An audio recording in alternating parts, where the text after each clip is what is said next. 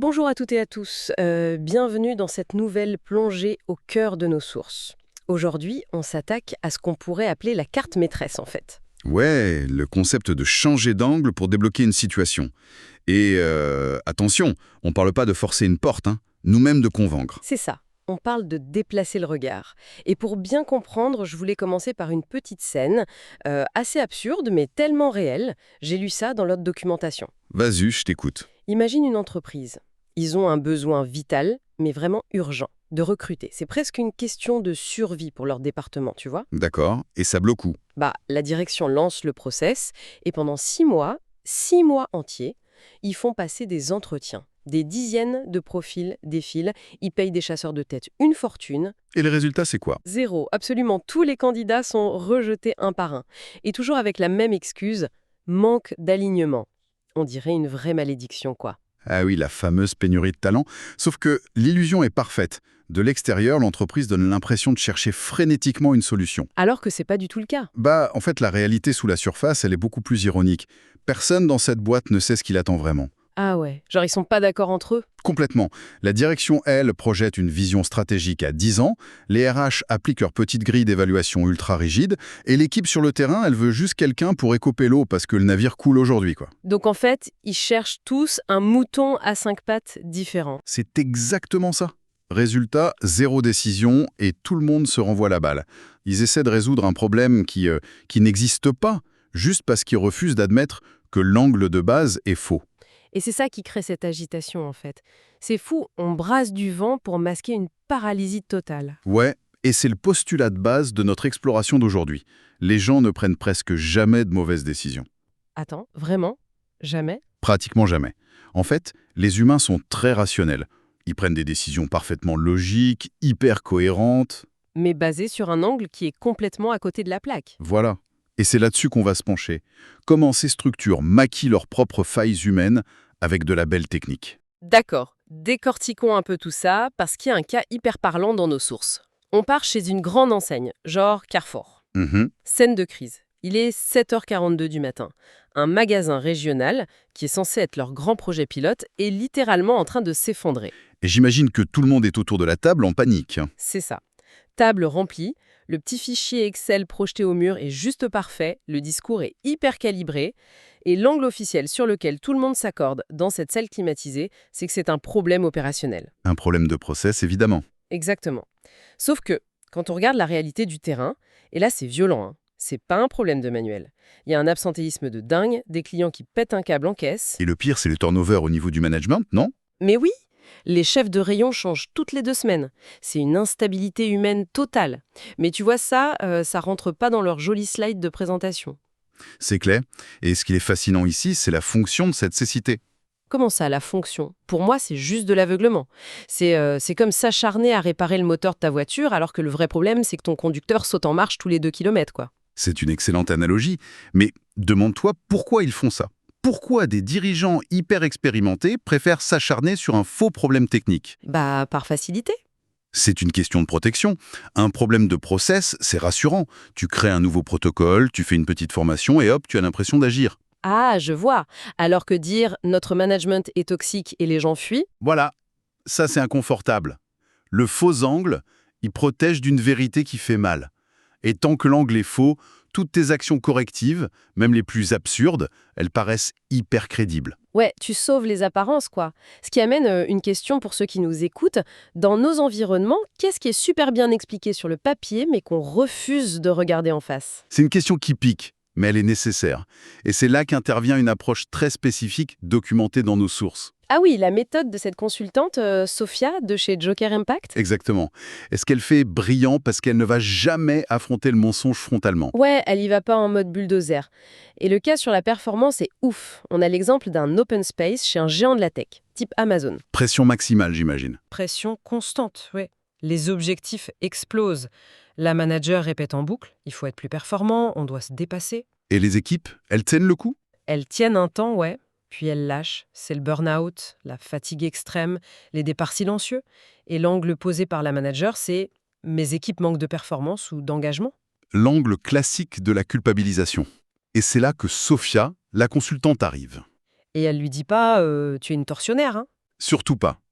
Elle déplace l'angle, elle lui dit un truc du genre « Et si ton équipe n'était pas désengagée du tout? Et si elle était au contraire suradaptée à ton mode de fonctionnement ?» Et si les résultats étaient bons, mais obtenus au prix d'un système qui s'épuise? Waouh! Le silence que ça a dû jeter dans la pièce. C'est ça la puissance du déplacement. Elle ne contredit pas les chiffres de la manager. Elle change juste l'éclairage. C'est là que ça devient vraiment intéressant. Mais attends, on est d'accord que c'est pas juste une question de recul philosophique, n'est-ce pas? Parce que c'est bien beau de changer de point de vue, mais ça règle pas l'épuisement. T'as tout à fait raison. Et sans action, un nouvel angle, c'est juste un nouveau mensonge, confortable. La méthode de Sophia repose sur un triptyque très clair. C'est quoi les 3 étapes, du coup? Premièrement, déplacer l'angle. Ce qu'on vient de voir. Reconnaître que le système s'épuise. Deuxièmement, prendre une décision depuis ce nouvel endroit. Ce qui veut dire, dans ce cas précis, Ralentir les flux de travail, revoir les attentes à la baisse, concrètement. Et là vient la troisième étape, la plus dure, l'activation. ah oui, l'activation. Le moment où ça fait mal, quoi. C'est ça, l'activation immédiate. Accepter une baisse temporaire de tes résultats dès aujourd'hui pour laisser le système respirer. Tant que tu n'as pas accepté de perdre un peu de performance, tu n'as rien changé du tout. C'est super dur à faire passer une direction, ça. De dire, on va être moins bon pendant 1 mois pour survivre. Très dur. Mais c'est la seule façon d'éviter le crash. Et ce qui est fou, c'est que cette mécanique de l'ongle, elle ne s'applique pas qu'aux milieux toxiques ou aux usines de burn-out. Non, c'est vrai. Nos sources montrent que ça marche aussi dans des milieux, disons, beaucoup plus feutrés. Le secteur du luxe, par exemple. Le cas de cette structure type LVMH, Ouais. L'image parfaite, l'excellence affichée partout.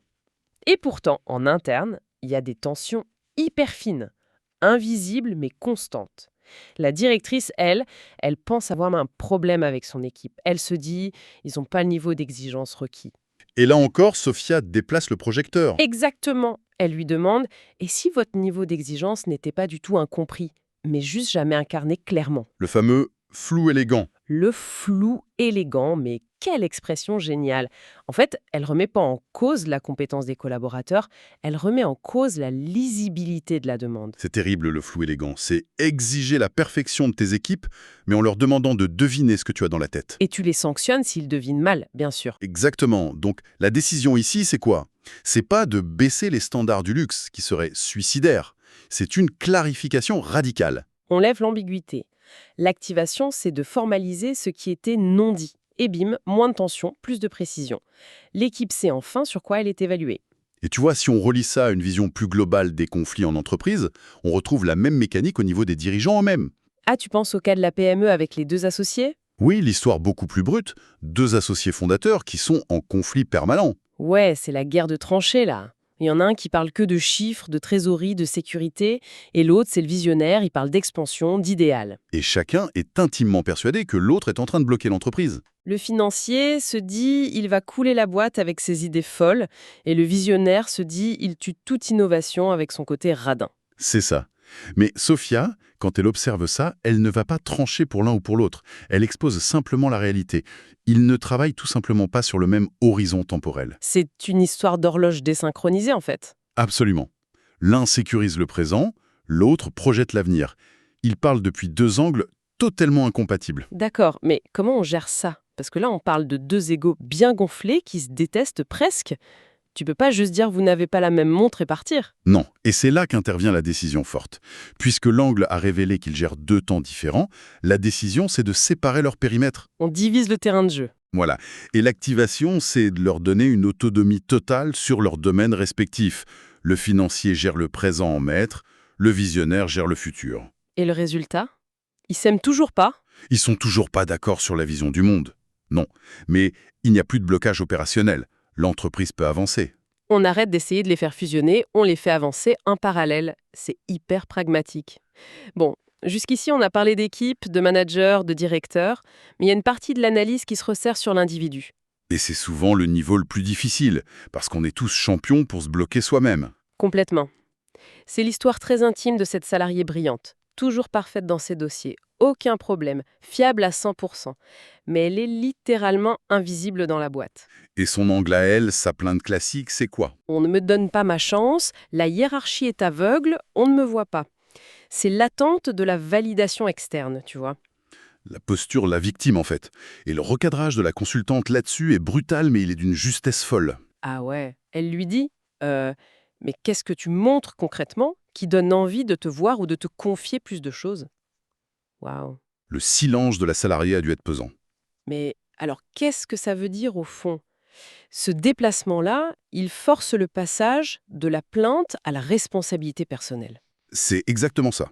Ce n'est pas que l'organisation ne la choisit pas, c'est qu'elle ne se positionne pas du tout. Elle ne donne aucun signal. C'est confortable l'invisibilité en fait. Tu prends aucun risque, mais la décision du coup, c'est de se rendre visible.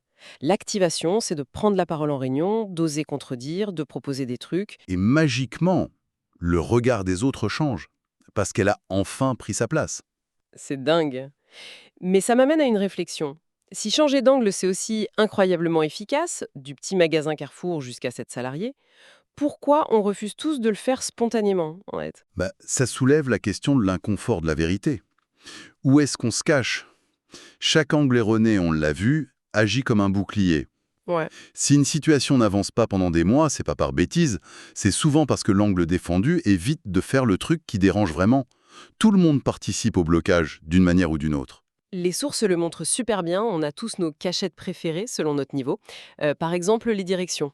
Elles se cachent derrière le mot magique, la stratégie. Ah oui. On va faire un audit stratégique. C'est ça. C'est du contrôle déguisé pour ne surtout pas prendre de décisions difficiles. Et les équipes de managers intermédiaires, elles se cachent derrière quoi? Derrière le collectif ou la culture d'entreprise, chercher le consensus mou pour éviter de prendre une position qui pourrait cliver. Et au niveau de l'individu, L'analyse infinie, le fameux « je suis en train de réfléchir, je consolide mes données », on se cache derrière la réflexion pour ne jamais passer à l'action. cela soulève une question importante dans l'approche Joker Impact.